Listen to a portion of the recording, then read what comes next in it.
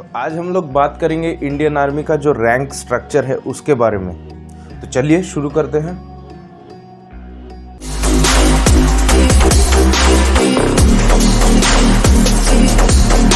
Indian army एक ऐसा institution है जो अपने गौरवशाली इतिहास के लिए पूरी दुनिया में जाना जाता है और इसमें काम करने वाले हर एक पर्सनल को भारत की सरकार और भारत के राष्ट्रपति से एक रैंक दिया जाता है उनके सम्मान के लिए, ताकि इंडियन आर्मी का जो डिसिप्लिन है वो मेंटेन रहे। तो देखते हैं ये रैंक्स क्या क्या है।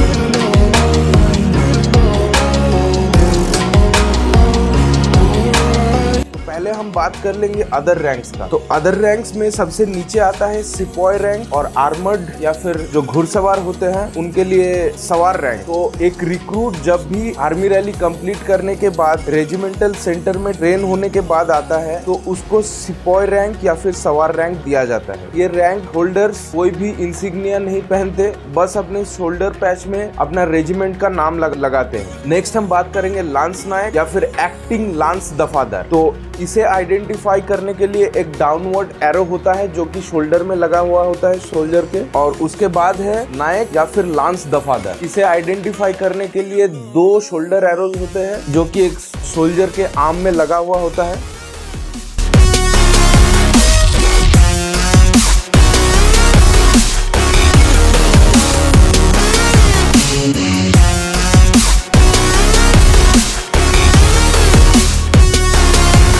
बाद हम बात कर लेंगे एनसीओ रैंक्स के। एनसीओ ऑफिसर्स जो होते हैं वो ये अदर रैंक ऑफिसर्स या फिर जवानों का जो नीड्स होता है या फिर उनका एडमिनिस्ट्रेशन मेंटेन करने के लिए होते हैं। तो सबसे नीचे आ जाता है हवलदार या फिर दफादार रैंक। तो हवलदार रैंक आइडेंटिफाई करने के लिए 3 डाउनवर्ड एरो होता है जो कि सोल्जर के आर्म में लगा हुआ होता है। नेक्स्ट हम बात कर लेंगे कंपनी क्वार्टर मास्टर हवलदार या फिर स्क्वाड्रन क्वार्टर मास्टर दफादार। इसे आइडेंटिफाई करने के लिए हवलदार रैंक के ऊपर एक अशोक लगा हुआ होता है। उसके बाद हम बात कर लेंगे कंपनी हवलदार मेजर या फिर स्क्वाड्रन दफादार मेजर। इसे आइडेंटिफाई करने के लिए कंपनी क्वार्टर मास्टर हवलदार का रैंक और उसी के साथ एक ब्रेसलेट होता है जिसमें अशोक होता है जिसे कि सोल्जर अपने रिस्ट में पहनते हैं। उसके बाद है रेजिमेंटल क्वार्टर मास्टर हवलदार, रेजिमेंटल क्वार्टर मास्टर दफादार। इसे भी आइडेंटिफाई करने के लिए एक ब्रेसलेट पहना जाता है जिसमें अशोक होता है और एक। नेक्स्ट हम बात कर लेंगे रेजिमेंटल हवलदार मेजर या फिर रेजिमेंटल दफादार मेजर। इसे भी आइडेंटिफाई करने के लिए सेम एक ब्रेसलेट पहना जाता है जो कि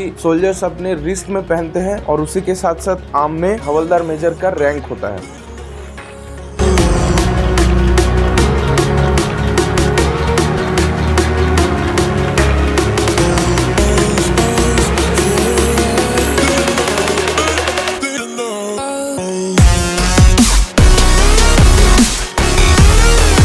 अब हम बात कर लेंगे जेसीओ रैंक्स के बारे में। तो एक जेसीओ जो होता है वो ऑफिसर और जवान के बीच में एक ब्रिज जैसा काम करता है। ये बहुत ही एक्सपीरियंस्ड ऑफिसर्स होते हैं जो कि अदर रैंक ऑफिसर्स से प्रोमोट होते होते जेसीओ रैंक तक पहुंचते हैं और इनके एक्सपीरियंस के चलते ऑफिसर्स भी इन्हें बहुत रिस्पेक्ट करते हैं। तो पहला जेसीओ रैंक जो है वो नायब सूबेदार है या फिर नायब रिसालदार भी कहा जाता है। इसे आइडेंटिफाई करने के लिए शोल्डर में एक बैंड होता है और उस बैंड के साथ एक स्टार होता है। उसके बाद सूबेदार या फिर रिसालदार, इसे आइडेंटिफाई करने के लिए भी शोल्डर में एक बैंड होता है और उस बैंड के साथ 2 स्टार्स होते हैं और उसके ऊपर आता है सूबेदार मेजर या फिर रिसालदार मेजर। इसे आइडेंटिफाई करने के लिए शोल्डर में एक स्ट्राइप होता है, उसके साथ एक अशोक भी होता है।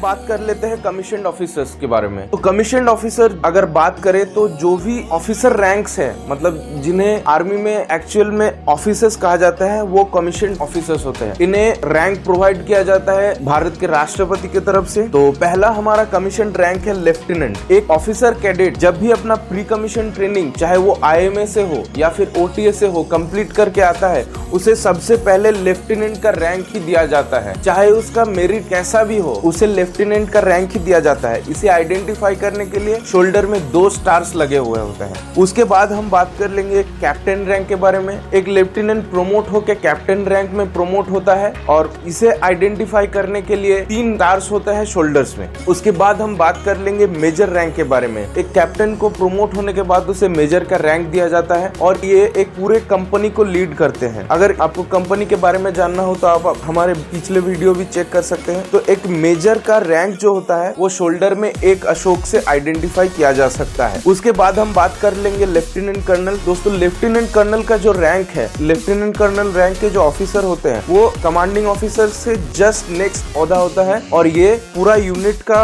जो भी एडमिनिस्ट्रेशन का वर्क हो उसे देखभाल करने के लिए ये एक लेफ्टिनेंट कर्नल रैंक के ऑफिसर होते हैं। इन्हें 2IC भी कहा जाता है, सेकेंड इन कमांड। और उसके बाद हम बात करेंगे कर्नल रैंक के बारे में। तो दोस्तों, कर्नल रैंक जो होता है ये मतलब बहुत ही इंपॉर्टेंट रैंक होता है और पूरे यूनिट में एक कर्नल को एज ए फादर फिगर देखा जाता है, क्योंकि ये पूरे यूनिट का जो भी सोल्जर्स के बेसिक नीड से लेके एडमिनिस्ट्रेशन का पूरा काम देखते हैं। और ये कर्नल रैंक के ऑफिसर को आइडेंटिफाई करने के लिए 2 स्टार्स और उसके साथ एक अशोक होता है शोल्डर में। नेक्स्ट हम बात कर लेंगे ब्रिगेडियर रैंक के बारे में। एक कर्नल प्रमोट होने के बाद उसको ब्रिगेडियर का रैंक दिया जाता है और एक ब्रिगेडियर जो रैंक है वो एक सिंगल स्टार जनरल रैंक है। एक ब्रिगेडियर हेड करते हैं पूरे ब्रिगेड को और इस रैंक को आइडेंटिफाई करने के लिए 3 स्टार्स एक ट्रायंगुलर शेप में होता है जिसके ऊपर एक अशोक होता है और शोल्डर में लगा हुआ होता है। उसी के साथ साथ कॉलर में एक स्टार लगा हुआ होता है एक लाल स्ट्राइप के ऊपर। नेक्स्ट हम बात कर लेंगे मेजर जनरल का रैंक। तो ये मेजर जनरल का जो रैंक है वो एक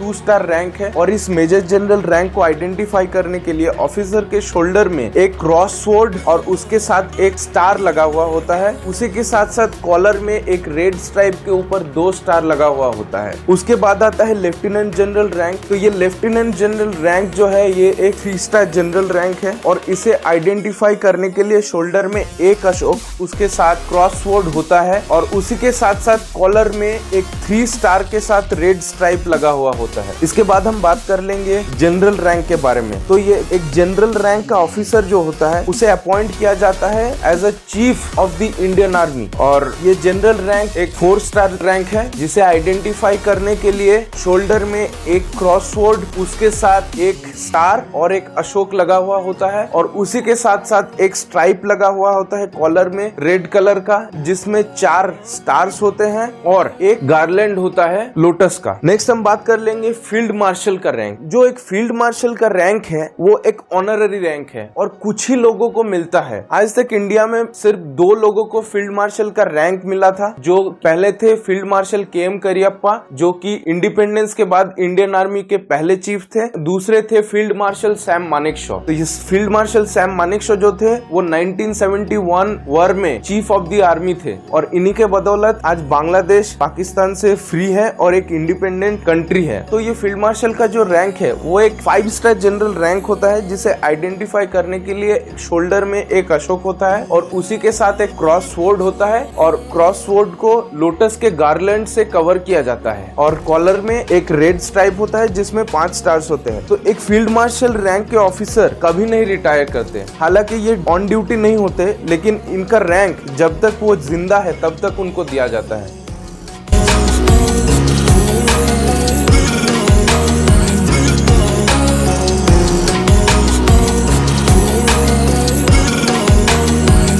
तो ये था इंडियन आर्मी का रैंक स्ट्रक्चर। आज के लिए बस इतना ही। मिलते हैं नेक्स्ट वीडियो में, तब तक बने रहिए। वीडियो को अच्छा लगे तो वीडियो को लाइक करें, शेयर करें, कमेंट करें और चैनल को सब्सक्राइब करें। जय हिंद।